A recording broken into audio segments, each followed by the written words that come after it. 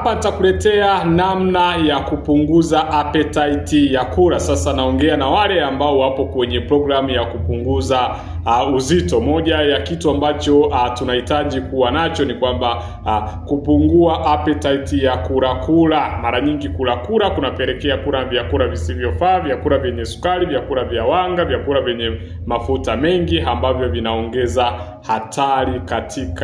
hatari kubwa katika mwili wetu kushindwa kupungua uzito au kuweza kuongezeka. Na tunasema mara nyingi hamu ya kula ikiwa juu sana na unaposhindwa kula vizuri, basi ni changamoto kubwa. Sasa hapa nitakuelezea namna ya kuweza kupunguza appetite ya kula. Kitu namba moja unachotakiwa kufanya ni kunywa maji mara ya kwanza kabla ya kula. Yani kunywa maji mara tu kabla ya kula. Ndani ya dakika 20-30 kabla ya kula, chukua glasi yako ya maji, kunywa, kwa sababu mwili wako huwa unashindwa au huwa unachanganya au unashindwa kutambua utofauti uliopo kati ya njaa na kiu. Kwa hiyo ukitumia maji mara nyingi inaweza ikakusaidia kuweza kupunguza appetite mara moja na kula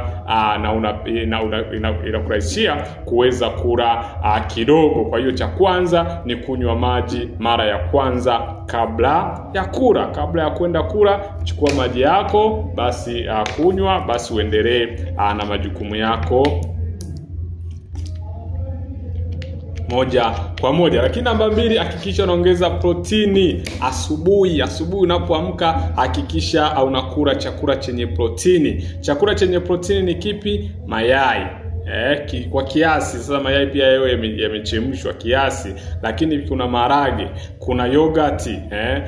Hivi vyote ni vyakula vyenye sukari ambavyo hupunguza homoni ya njaa moja kwa moja na unahisi umeshiba masaa mengi sana. Ndio maana wale wenye changamoto ya pressure, wenye changamoto ya kisukari, moja ya program ni kufunga, na kitu ambacho tunatakiwa kutumia ni protini ya kutosha ambayo inapatikana kwenye mayai. Na kama una changamoto ya pressure, una changamoto ya kisukari, basi Dr. Jimmy niko hapa, nimesaidia watu wengi kuondokana na changamoto hiyo moja kwa moja. Namba 3, kula fiber nyingi sana. Fiber nyingi sana zinapatikana wapi? Kwenye papai, kwenye apple, kwenye mboga, sukuma wiki, spinach ni nzuri sana, ambayo tunasema ukitumia fiber inakaa tumboni kwa muda mrefu. Kwa hiyo muda wote utahisi umeshiba na utashtuka kuanza kutafuta vyakula moja kwa moja. Ni ambayo imesaidia watu wengi pia kuweza kupunguza appetite ya kula. Epuka sukari ya asubuhi.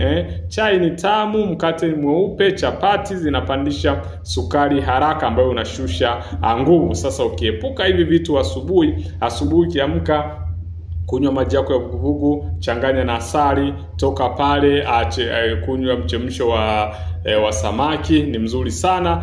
Epuka vyakula vyenye sukari asubuhi, ni hatari kwa afya yako, na sukari kwenye empty stomach ni zaidi ya balaa, ni zaidi ya matatizo. Lakini pia tunasema kunywa green tea au tangawizi. Wengi tumekuwa tukiwaambieni kwamba ndugu zangu, green tea ni bonge moja la dawa, ni nzuri sana, na tangawizi inadhibiti homoni za njaa na kupunguza ile hamu ya kula vyakula vile ambavyo sivyo, wanga, sukari na mafuta. Ndio maana tumekuwa tukiwashauri hakikisha unakunywa green tea. Lakini pia kula kwa ratiba, si kila unapojisikia.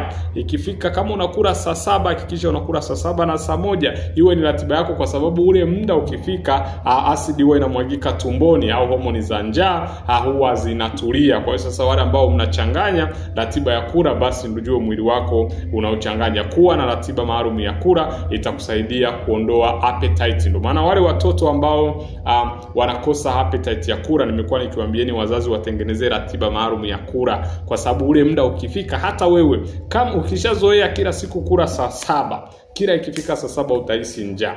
Kwa nini? Kwa sababu mwili umeadapt ile hali, na ukichelewa hapo ile njaa huwa inafanyaje? Inakata kabisa. Lakini pia usingizi wa masaa 7 mpaka 8. Tunasema unapolala kidogo, homoni ya njaa inapanda sana. Kwa hiyo ukilala vizuri, appetite inashuka kiasili kabisa. Kwa hiyo hakikisha unalala masaa ya kutosha, itakusaidia kuweza kupunguza appetite sana ya kula. Sasa vyakula ambavyo ukivitumia itakusaidia kupunguza appetite: